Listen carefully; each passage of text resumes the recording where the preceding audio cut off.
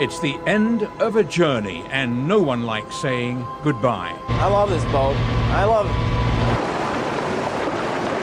love the technology of it. This compact ship put in a lifetime of faithful service in Minnesota, facing danger and coming to the rescue of mariners and ships time and time again. It's kind of cool just knowing that I'm one of the last crew that's on this boat. Tonight, come along as we journey back in time to see how the Sundew shaped the lives of those that knew her well.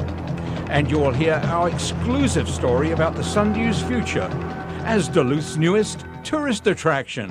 Are you thinking of going on a cruise? We'll take you inside a super luxury cruise liner that has a Minnesota touch. It's a beautiful ship. Keep your umbrella handy. You'll get a front row view of this new ship's dramatic send-off. I'm Jason Davis in Duluth, here to mark the end of an era for an old friend of Lake Superior. When we go on the road, there's a place I want to see.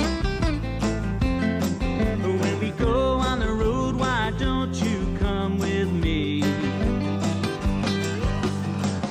Take a little ride, get a little windshield time. When we go on the road. Here in Duluth, we may be a long way from the sea, but Minnesotans have a great maritime heritage. And a big part of that tradition is a plucky little veteran of the lakes, the Coast Guard cutter Sundew. She was built here in Duluth during World War II and has spent the better part of her life helping shipping right here in the harbor. It was 1944, and the Allies were in the thick of battles across Europe, Africa, and the Pacific. Demand for war material was insatiable, and the workers of the United States were putting in overtime to keep the troops supplied with what they needed to win the conflict. Minnesota shipbuilding was at its peak. The industry employed about 20,000 workers, and during the war they produced 126 ships worth more than $150 million. Among the vessels built by the Marine Iron and Shipbuilding Company in Duluth was the United States Coast Guard cutter Sundew, a 180-foot ship designed to place and service channel and hazard markers in the nation's navigable waters. One of a class of vessels known in the Coast Guard by the rather unromantic name of buoy tender. After 60 years of service, much of it in Duluth, Minnesota, this venerable old lady of the lakes is about to retire. And this is the last time the Sundew will perform its most basic and important task. The end of winter means it's time for the little ship to clear a passage in the ice for the giant iron ore carriers that have been locked in the harbor for many months.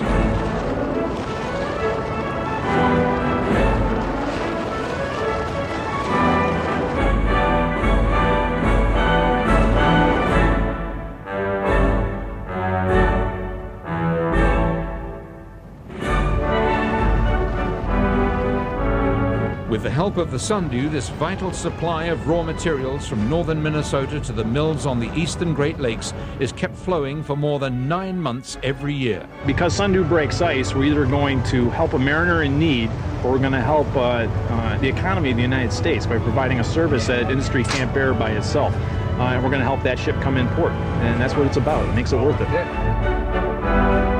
So far, we've seen anywhere from a foot to a foot and a half. We're anticipating maybe up to 2 feet of ice today. A couple of feet is no problem for this Coast Guard cutter turned icebreaker.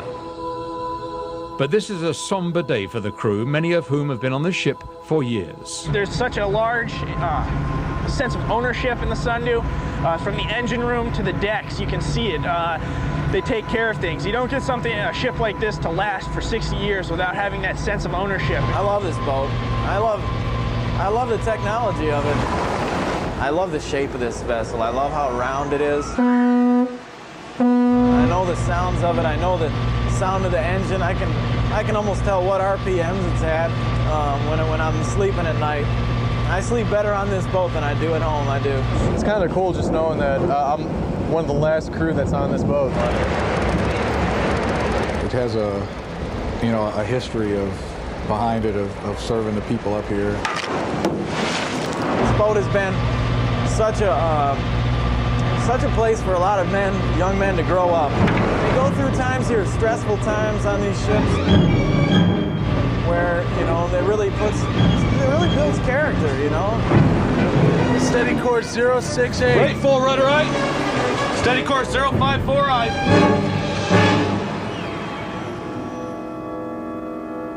It's pretty much an honor to be serving on the last crew of, you know, of a boat with a distinguished history. This is a particularly emotional trip for skipper Stephen Teschendorf. He has an unusual honor. He's the last commanding officer of the Sundew, and he will be the first man to take charge of the ship that will replace her. It's great to be able to write the last chapter of the Sundew, the older ship, and then be involved with writing the first few chapters of the Alder. Our first look at the Coast Guard cutter Alder was a bit strange. This literally was a ship out of water. Perched high on a special ramp, the brand new vessel was about to be launched into the Menominee River.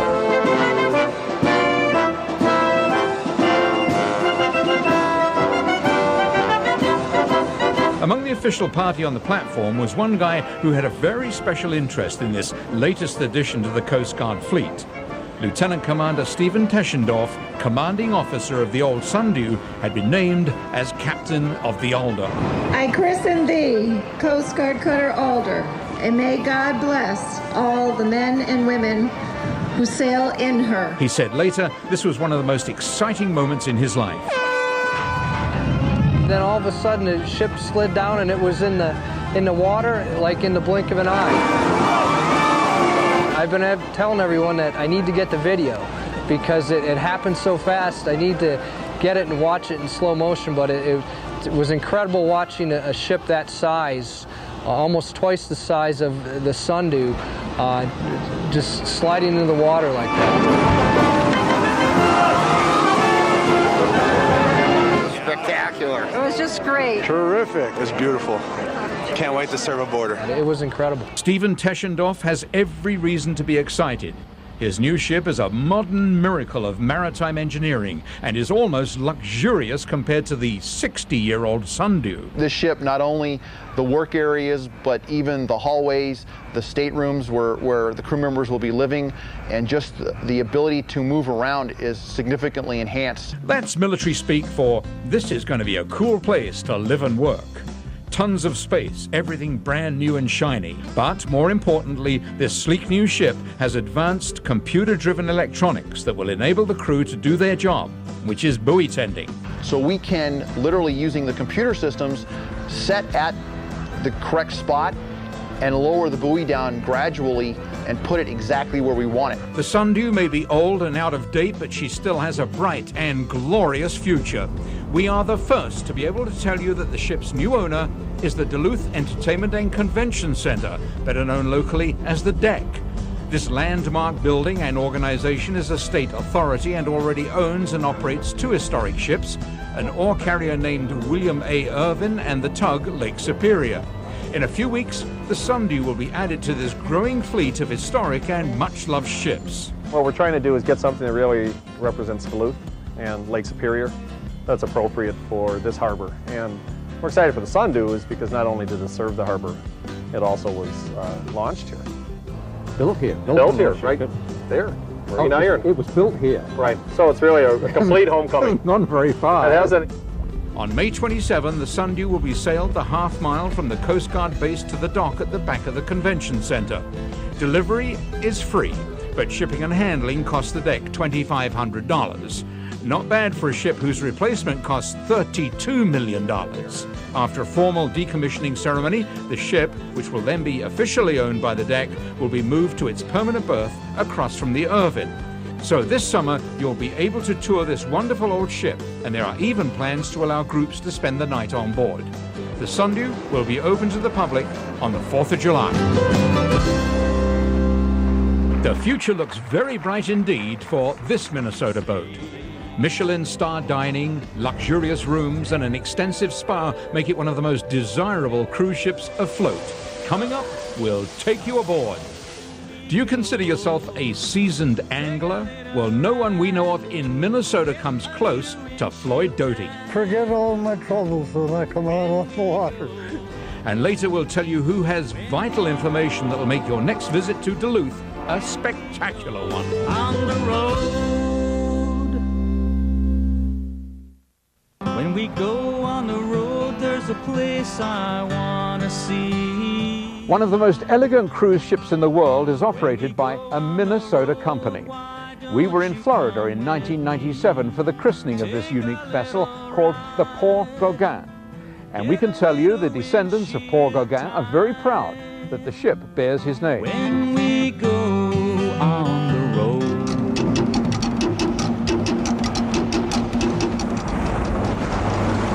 Southern Florida has long been a mecca for vacationers from all over the world. But on a recent sunny day, music from islands far away drifted across the harbor of nearby Port Lauderdale.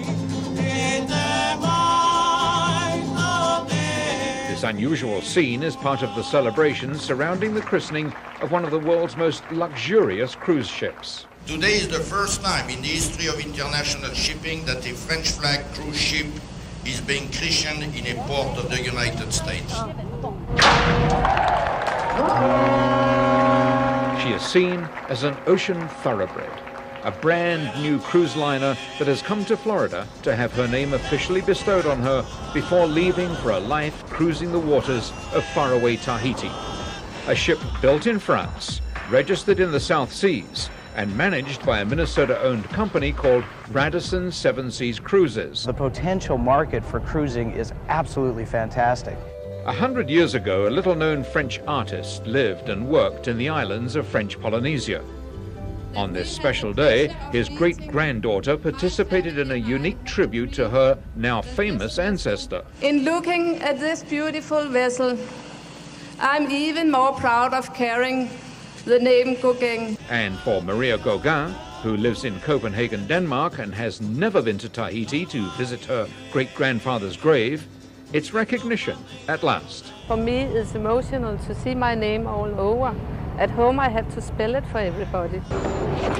As the last rope is let go and the engines go ahead, the Paul Gauguin sails into a lifetime of hosting well-heeled people on elegant cruises around the islands of the South Seas. The Paul Gauguin is one of the most luxurious and most expensive cruise liners ever built. This is not an ordinary run-of-the-mill cruise ship. Wide, spacious corridors containing works of art, including originals by Paul Gauguin, lead to several restaurants run by a famous French chef. There are, of course, the usual swimming pools and outdoor cafes on deck, but look at these cabins, all with their own private balcony. And if you want even more pampering, the only Parisian spa afloat provides everything from a massage to a hosing down called Hydrojet. And a huge bubble bath called Hydro Massage. Just an extra $200 or so above the daily fare that ranges between $500 and $1,000. And this is a ship that carries its own marina. Just a short overnight cruise of this unusual ship was enough to convince most passengers that while Paul Gauguin painted people who had no money, the ship that bears his name is very high class indeed.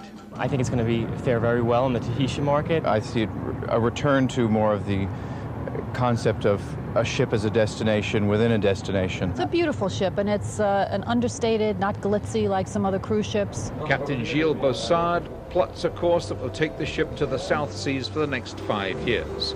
A maritime masterpiece operated by a major Minnesota company. We have to honor this name, Paul Gauguin. We are very proud to work on this ship. Our friend Hitch loves boats. If you spotted him on board tonight, let us know. Go to KSTP.com and you could win an on-the-road souvenir. Coming up, a fishing story that we think is simply amazing. You'll hear why Floyd Doty is an angler for the record books, and he has plenty to say about life in general. If you just eat whatever your stomach craves, he says you'll live to be many years old.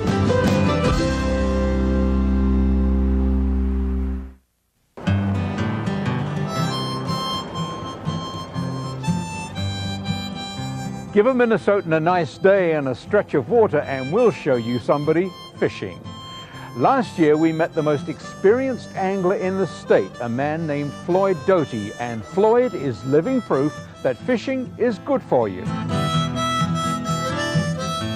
It's an almost weekly ritual. Alan Doty and his dad Floyd setting out for a day's fishing. Not an unusual scene in this state of 10,000 lakes, but in this case it is extraordinary. When Floyd tried to buy his last fishing license at this store, there was a problem. The Department of Natural Resources computer couldn't compute that the applicant was born in 01. That's 1901. Floyd was 102 last March and is the oldest licensed fisherman in Minnesota, probably in the United States. I can forget all my troubles when I come out on the water. This is the 95th fishing season for this very competitive angler, who first wet a line as a 7-year-old in western Minnesota. Boy, there's all kinds of fish right here. Floyd says he's always stayed away from smoking and drinking, and claims his long life is due to some advice he heard years ago. If you just eat whatever your stomach craves, he says you'll live to be many years old. Oh, and one more thing. And vegetables, I don't like them. It must work because this 102-year-old is still working. I'm the resident manager there at the villa where I live. Then I run a exercise class 3 times a week. And he goes fishing every chance he gets. Floyd is now 103, and he tells us he'll be out there again this summer, rod in hand. Many visitors to Duluth miss some of the major attractions because they're not in Duluth. They're here across the river in Superior, Wisconsin, our destination of the week. And one of the newest attractions here is the Richard I. Bong World War II Heritage Center. It's named for America's Ace of Aces and Medal of Honor recipient Major Richard Bong, who shot down 40 planes in the war against Japan. His restored P-38 Lightning is a centerpiece, but the museum honors everyone who helped win World War II, including those on the home front. Another important stop in Superior is the SS Meteor and Maritime Museum, where the only whale-backed ship left in the world is open for tours. The Meteor was built in 1896 as one of 44 such steam freighters with the distinctive rounded sides. It was retired in 1972 at this spot on Barker's Island. On the opposite shore, Superior's most stately homes were constructed. Fairlawn is an historic home and museum operated by the city. It's a fine example of Queen Anne Victorian architecture built in 1889. And if you're hungry, the locals say the hamburgers at the Anchor Bar are well worth the drive. It offers casual dining in a nautical setting. If you want to know more about our destination of the week or our other stories, just go to KSTP.com and click on the road. First question of tourists when they come here is not what's in the boat, when is the next boat coming? You could try your luck, or you can time your next visit to Duluth's waterfront just right.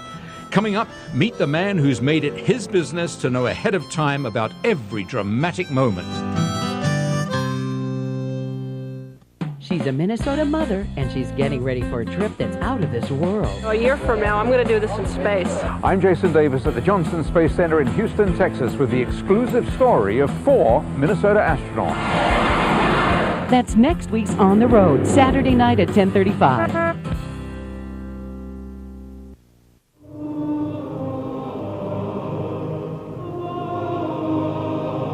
The shipping season has begun in Duluth, and it provides quite a spectacle here so far from the sea.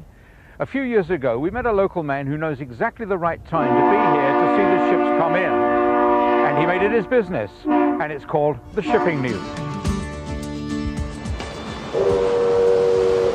Out there somewhere on Lake Superior, great ships are going about their business, hauling cargoes of coal, grain, and iron ore.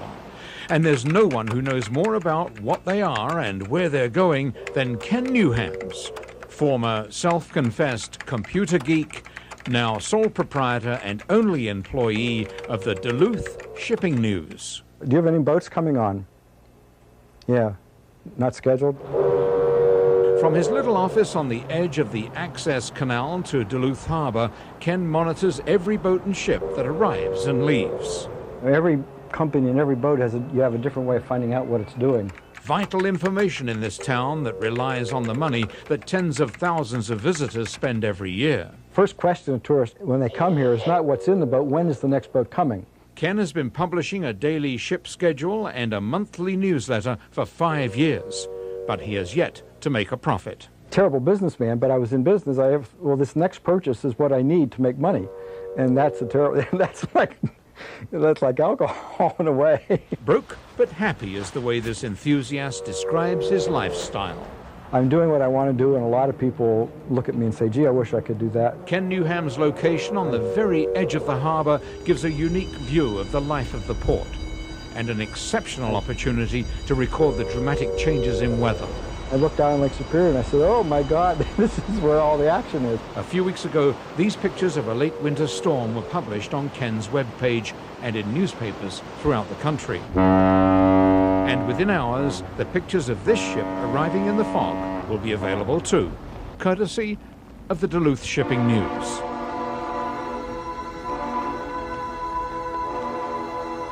We feel certain the good old Sundew will become a very popular tourist attraction here along the North Shore. And we hope that her replacement, the Alder, will provide similar sterling service to the people of Minnesota and the sailors of the Great Lakes for many years to come. I'm Jason Davis in Duluth. Drive carefully. We'll see you next week.